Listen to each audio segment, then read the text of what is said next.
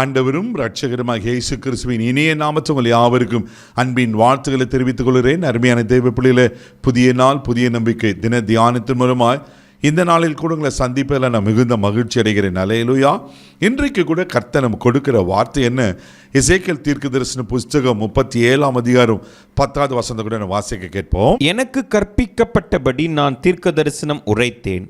அப்பொழுது ஆவி அவருக்குள் பிரவேசிக்க அவர்கள் உயிரடைந்து காலூன்றி மகா பெரிய சேனையாய் நின்றார்கள். அல்லேலூயா. ரொம்ப அழகாக சொல்லப்பட்டிருக்கு. அவர்கள் உயிரடைந்து காலூன்றி மகா பெரிய சேனையாய் நின்றார்கள். யாரு? தேவ பிள்ளைகள், ஒரு அற்புதமான சம்பவத்தை நான் பார்க்கிறோம்.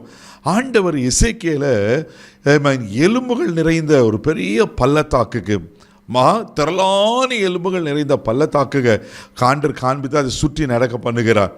அதை காண்பித்து ஒரு கேள்வியும் கேட்கிறார். என்ன கேட்கிறார்? இந்த எலும்புகள் உயிரடையுமா என்று. அப்பொழுது எசேக்கியேல் சொல்ல, ஆண்டவரே அது உமக்கே தெரியும் என்று சொல்லி, அப்பொழுதுதான் ஆண்டவர் எசேக்கியா பார்த்த ஒரு காரியத்தை சொல்றாரு. அது எசேக்கியேல் 37:4 வசனம் கூட வாசிக்க கேட்போம்.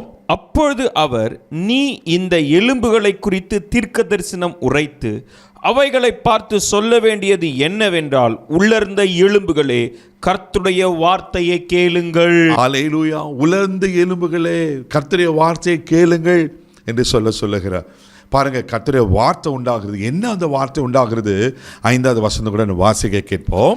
கர்த்தராகிய ஆண்டவர் இந்த எலும்புகளை நோக்கி, இதோ நான் உங்களுக்குள் ஆவியை பிரவேசிக்க பண்ணுவேன், அப்பொழுது உயிரடைவீர்கள்.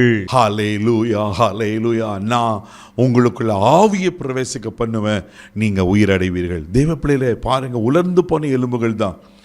ஆமேன். பள்ளத்தாக்கில் நிறைந்த ஒரு எலும்புகள், ஆனால் அதுக்கு நம்பிக்கையே இல்லாத எலும்புகள். ஆனால் அந்த உலர்ந்து போன எலும்புகளுக்குள்ள கர்த்தருடைய வார்த்தை வருகிறது. கர்த்தருடைய தீர்க்க தரிசன வார்த்தை வந்த உடனே, அவைகளை பார்த்து தீர்க்க தரிசனம் உரைத்த உடனே அந்த உலர்ந்த எலும்புகள் உயிரடைகின்றன. ஹல்லேலூயா. ஒருவேளை உங்கள் வாழ்க்கையில் கூட எந்த காரியங்கள் உலர்ந்து போனது போல இருக்குது, நம்பிக்கையற்றது போல இருக்குது, அவ்வளோதான், இனி நடக்காது பிரதர், இனி அது வாய்ப்பே கிடையாது, இனி ஆமேன் அது முன்னேற்றமே கிடையாது, இனி அது எழும்ப முடியாது, அவ்வளோதான், என் பிஸ்னஸ் படுத்துடுச்சு, ஆமேன் இந்த இந்த உறவு முடிஞ்சிருச்சு, இனி அந்த கணவர் மனைவி ஒன்று சேர மாட்டாங்க, அவங்களுக்கு டைவர்ஸ் கொடுத்தாச்சு, இப்படி பல காரியங்கள் உலர்ந்து போனது போல, நம்பிக்கையற்றது போல இருக்கலாம். பயப்படாதீங்க. இங்கே வசனம் சொல்ல, உங்களுக்குள்ள ஆவி அனுப்புவேன். அல்லேலூயா. இன்றைக்கு ஆண்டவர் அதுதான் உங்களுக்கு சொல்கிறாரு. உங்களுக்குள்ள அவர் ஆவி அனுப்ப போகிறார். ஆவியை அனுப்பின உடனே என்ன திரும்ப நடந்தது? தேவ பிள்ளையில அந்த உலர்ந்து போன எலும்புக்குள்ள நரம்புகள் உண்டாச்சு, மாம்சம் உண்டாச்சு, தோல் உண்டாயிற்று, அவைகளுக்குள்ள ஜீவன் வந்தது. அவைகள் காலுண்டி எழுந்து நின்று பெரிய சேனையாய் நின்றது. அல்லேலூயா. இதுதாங்க நடக்கும். உங்கள் வாழ்க்கையில் என்ன காரியங்கள் உலர்ந்து போனது போல இருக்கு, சோர்ந்து போகாது. கர்த்தருடைய வார்த்தையை கேளுங்க, கர்த்தருடைய வார்த்தையை நம்புங்க.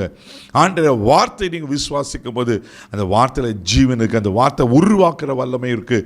ஏன்னா வார்த்தையாக ஆண்டவர் அல்லேலூயா உங்களுக்குள்ள உலர்ந்து போனதை அவர் உயிரடைய பண்ணுவார், உங்களுக்கு ஆவியை பிரவேசிக்க பண்ணுவார். தைரியமாக இருங்க. கண்களை மூடி நம்ம ஜெபிக்கலாம். அன்பு தகப்பனே, உமக்கு நன்றி சொல்லி உம்மை துதிக்கிறோம், உம்மை ஸ்தோத்திரப்பா. உலர்ந்து போன எலும்புகளை உயிரடைய பண்ணுகிற கர்த்தர், யாரோட வாழ்க்கையில் என்னென்ன நன்மை ஆசீர்வாதங்கள் உலர்ந்து போனது போல இருக்கிறதோ, இப்பொழுது இயேசுவின் நாமத்தில் நான் ஜெபிக்கிறேன்ப்பா, உயிரடையட்டும், உயிரடையட்டும் ஆண்டவரே.